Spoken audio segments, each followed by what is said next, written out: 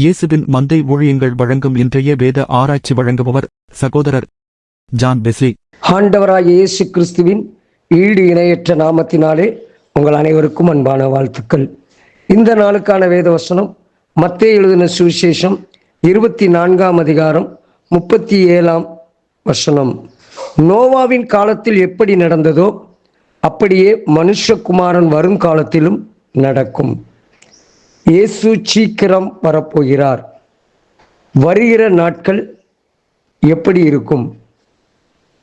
அருமையான கர்த்தருடைய பிள்ளைகளே, இங்கே சொல்லுகிறது நோவாவின் காலத்தில் எப்படி நடந்ததோ. நோவாவின் காலத்தில் எப்படி இருந்தார்கள்?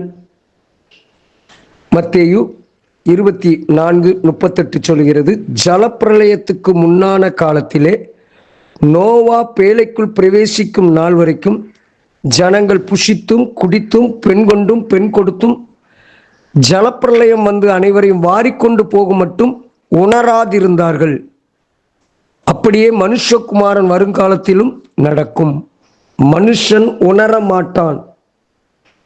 அருமையான கர்த்தருடையவர்களே, அழைக்கப்பட்ட பிள்ளைகளே, வேத புத்தகம் நமக்கு பல இடங்களிலே சொல்கிறது, நீங்கள் நினையாத நாளிகையிலே மனுஷகுமாரன் வருவார், ஆதலால் நீங்களும் ஆயத்தமாயிருங்கள். உங்கள் ஆண்டவர் இன்ன நாளிகையிலே வருவார் என்று நீங்கள் அறியாதிருக்கிறபடியினால் விழித்திருங்கள், ஆயத்தமாயிருங்கள், விழித்திருங்கள் என்றெல்லாம் நமக்கு எச்சரிக்கிறது.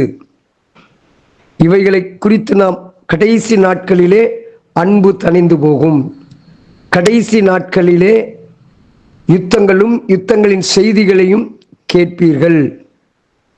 கடைசி நாட்களிலே கொடிய கொள்ளை நோய்கள், வியாதிகள், கடல் கொந்தளிப்பாக இருக்கும். இவைகளெல்லாம் சொல்லப்பட்டிருக்கிறது.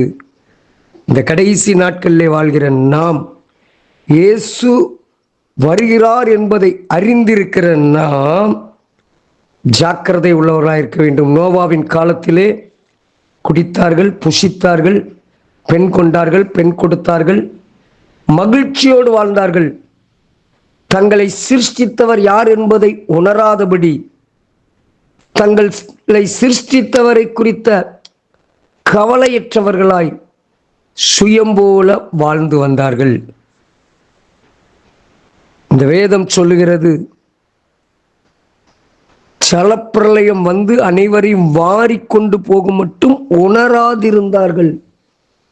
தங்களுடைய சந்தோஷம், மகிழ்ச்சி, இன்றைக்கும் மனிதன் பணம், பொன், பொருள் என்று எண்ணி அவன் தன்னுடைய சுயம்போல வாழ்ந்து கொண்டிருக்கிறான். அதற்கு மத்தியிலே நாம் ஜாக்கிரதை உள்ளவர்களாய் இருக்க வேண்டும். இன்னும் சொல்லுகிறது, இதோ கிறிஸ்து இங்கே இருக்கிறார், அதோ அங்கே இருக்கிறார் என்று எவனாகிலும் சொன்னாலும் நம்பாதிருங்கள். கடைசி காலத்தில் கள்ள கிறிஸ்துக்களும் கள்ள தீர்க்கதரிசிகளும் எழும்பி கூடுமானால் தெரிந்து கொள்ளப்பட்டவர்களை வஞ்சிக்கத்தக்க பெரிய அடையாளங்களையும் அற்புதங்களையும் செய்வார்கள். இதெல்லாம் சொல்லப்பட்டிருக்கிறது. பல்வேறு விதமான சூழ்நிலைகளின் மத்தியிலேயும் மத்தேயு 24:13 நமக்கு சொல்லுகிறது, முடிவு பரியந்தம் நிலை நிற்கப்படுகிறவனே ரட்சிக்கப்படுவான். முடிவு பரியந்தம் நமக்கு தேவன் கொடுத்திருக்கிற ஜீவன் உள்ள வரை நாம் ஜாக்கிரதையாக இருக்க வேண்டும். ஒருவனும் உங்களை வஞ்சிக்க இடம் கூடாதீர்கள். வேதம் என்ன கூறுகிறது? வேத வசனத்தை உற்று நோக்குங்கள். ஜனத்துக்கு விரோதமாக ஜனம், ராஜ்யத்துக்கு விரோதமாக ராஜ்யம் எழும்பும், பஞ்சங்களும் கொள்ளை நோய்களும் பூமி அதிர்ச்சிகளும் பல இடங்களில் உண்டாகும் என்று மத்தேயு 24:7 சொல்கிறது. நாம் மற்றவர்களுடைய வார்த்தைகளுக்கு வஞ்சித்து போய்விடாதபடி இந்த உலக பிரகாரமாய் கிறிஸ்தவர்கள் துன்பப்படுவார்கள். 24:9 சொல்கிறது, உங்களை உபத்திரவங்களுக்கு ஒப்பு கொடுத்து உங்களை கொலை செய்வார்கள். என் நாமத்தின் நிமித்தம் நீங்கள் சகல ஜனங்களாலும் பகைக்கப்படுவீர்கள். அப்பொழுது அநேகர் இடரல் அடைந்து ஒருவரை ஒருவர் காட்டிக் கொடுத்து ஒருவரை ஒருவர் பகைப்பார்கள். தேவனுடைய பிள்ளைகளுக்கிடையே ஒற்றுமை இராது. ஒருவரை ஒருவர் வஞ்சிப்பார்கள், ஒருவர் கள்ள தீர்க்க தரிசனம் சொல்வார்கள், அக்கிரமம் மிகுதியாகும், அன்பு தணிந்து போகும். இவைகளை எல்லாம் இந்த நாட்களிலே பார்த்து கொண்டிருக்கிற நாம், இயேசு சீக்கிரம் வரப்போகிறார் என்பதின் அடையாளம். வாசியுங்கள், மத்தேயு 24 அதிகாரத்தை முழுவதையும் வாசித்து பாருங்கள். இன்றைக்கு நடக்கிற சூழ்நிலைகளையும் சிந்தித்து பாருங்கள். கர்த்தருக்கு பயப்படுகிற பயத்தோடு ஜாக்கிரதையாய், பணம், சம்பாத்தியம், பொருள், பெருமை என்று அலைந்து தெரியாதிருங்கள். ஜெபிப்போம்.